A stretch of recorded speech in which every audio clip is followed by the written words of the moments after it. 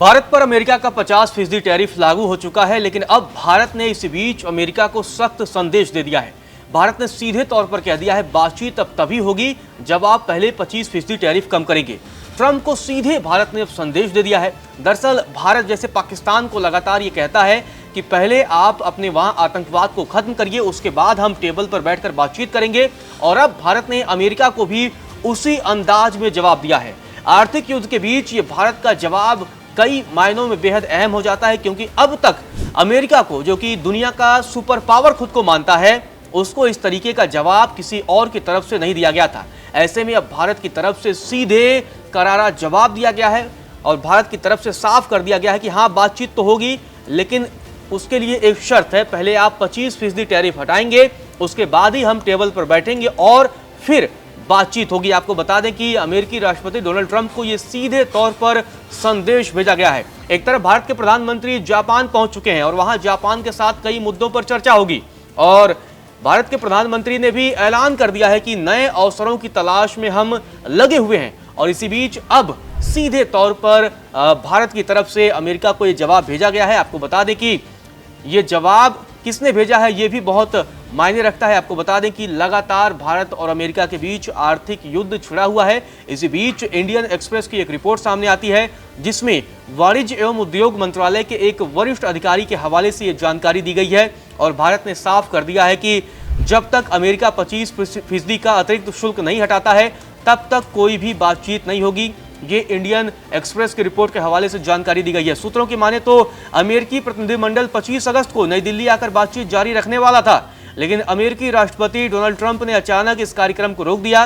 दरअसल 27 अगस्त से ये टैरिफ भारत पर लागू हुआ है और 25 अगस्त को अमेरिका से एक प्रतिनिधिमंडल नई दिल्ली आने वाला था, लेकिन अब डोनाल्ड ट्रंप ने उस कार्यक्रम को अचानक रद्द कर दिया था।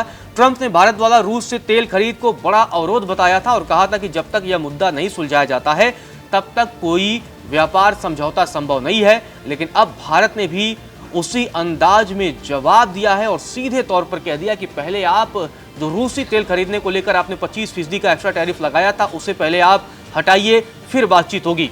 सरकार अमेरिका के साथ बातचीत जारी रखे हुए और केवल 25 अगस्त को होने वाली वार्ता का दौर अस्थिर किया गया है। हम अभी व्यापार समझौते पर बातचीत नहीं कर रहे हैं, लेकिन बातचीत अभी भी जारी है। समझौते पर बातचीत करने के लिए पहले अतिरिक्त 25% शुल्क पर विचार करना होगा, क्योंकि अगर हम व्यापार समझौता करते हैं तो अतिरिक्त शुल्क अभी भी लागू है, तो यह हमारे निर्यातकों के लिए कोई मायने नहीं रहेगा। आपको बता दें कि अमेरिकी राष्ट्रपति डोनाल्ड ट्रंप ने 6 अगस्त को यह ऐलान किया था कि भारत पर 25% एक्स्ट्रा टैरिफ लगाया जाएगा और यह टैरिफ इसलिए लगाया जाएगा क्योंकि भारत रूस से लगातार तेल खरीद रहा है और यूक्रेन जंग में रूस की मदद कर रहा है। इसकी वजह से अमेरिकी प्रशासन ने भारत पर यह टैरिफ लगाया था।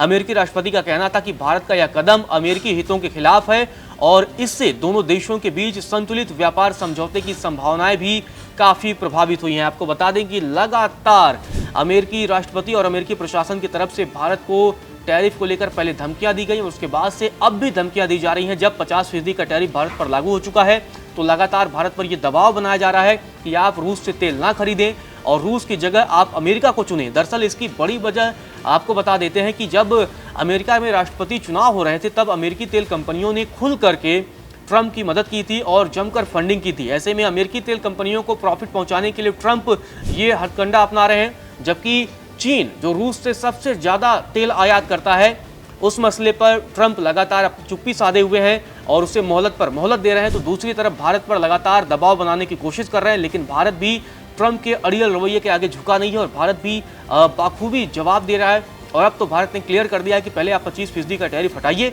फिर हम टेबल पर बैठेंगे, बातचीत करेंगे।